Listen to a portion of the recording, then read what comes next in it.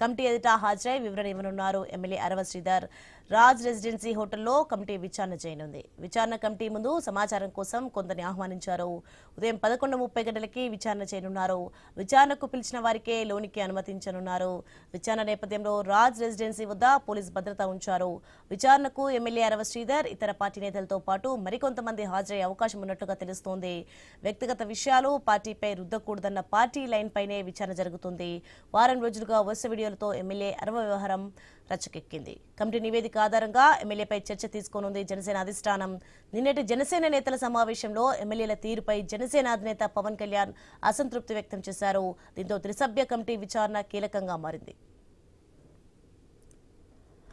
Right, ఇది అంశానికి సంబంధించి మరింత సమాచారం మా ప్రతినిధి ప్రసాద్ శర్మ అందిస్తారు. ప్రసాద్ శర్మ, మొత్తానికి ఎమ్మెల్యే అరవ శ్రీధర్ వ్యవహారం అయితే నేడు కొడూరుకు జనసేన త్రిసభ్య కమిటీ చేరినట్టుగా తెలుస్తోంది. దీనికి సంబంధించిన డీటెయిల్స్ ఏంటి? 2:30 గంటల ప్రాంతంలో 2:30 గంటల కల్లా ఇక్కడ ఇదైతే జనసేన అధిష్టానం ఏర్పాటు చేసిన త్రిసభ్య కమిటీ రైల్వే కోడ్ రానుంది. ఈ మేరకు ఇక్కడైతే రైల్వే కోడ్ శివార్లో ఉన్నటువంటి రాజ్ రెసిడెన్సీ హోటల్లో, ప్రైవేట్ హోటల్లో ఒక 5 సూట్ల రూమ్ బుక్ చేశారు. దాదాపు ఒక 50 నుంచి 60 మంది జనసేన క్రియాశీలక కార్యకర్తలను ఈ సమావేశానికి ఏదైతే విచారణ సమితికి రావాలంటూ కూడా కొంతమంది ఆహ్వానాలు పంపాయి. అదే పార్టీ ఆదేశం మేరకు జనసేన ఇప్పుడైతే రైల్వే కూడా ఎమ్మెల్యే అరవ శ్రీధర్ ఆరోపణలు ఎదుర్కొంటున్నటువంటి ఎమ్మెల్యే ఆయన కూడా వచ్చి విచారణ కమిటీ ముందు తమ వివరణ ఇవ్వాలంటూ కూడా ఆదేశం ఇచ్చింది. ఈ మేరకు అరవ శ్రీధర్ కూడా రానున్నారు.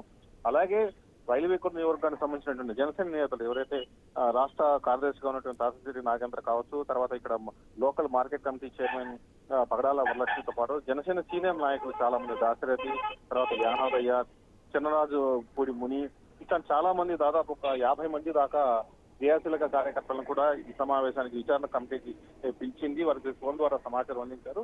ఈ నేపథ్యంలో వారు ఏం చెప్తారనేది కూడా ఆసక్తికరంగా మారింది. తర్వాత అలాగే కమిటీ ముందు ఎమ్మెల్యే అరవ శ్రీధర్ తనపై వచ్చిన ఆరోపణలకు ఏ రకమైనటువంటి వివరణ ఇస్తారు, ఏ రకమైన ఆధారాలు చూపుతారనేది కూడా ఆసక్తికరంగా మారింది. ఇప్పటికే అనేక వీడియోలు ఏదైతే ప్రభుత్వ ఉద్యోగి విడుదల చేసిన అనేక వీడియోలు వైరల్ అవుతున్నాయి. తర్వాత చర్చలకు దారితీశాయి. రకరకాల మొదట్లో జనసేన నేతలు డీప్ ఫేక్ వీడియోలుగా కొట్టిపేశారు. అయినప్పటికీ కూడా సదరు మహిళా ఉద్యోగి అనేక వీడియోలు బయటపెట్టారు. ఈ నేపథ్యంలో ఈ విచారణ కమిటీ వేటిని పరిలోకి తీసుకుంటుంది, ఏటి ఆధారంగా నివేదిక ఇస్తుందని ఆసక్తిగా మరించేవారు.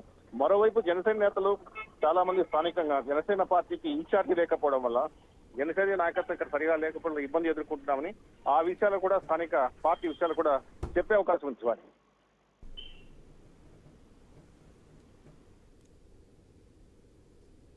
Right, thanks for information Prasad Sharma.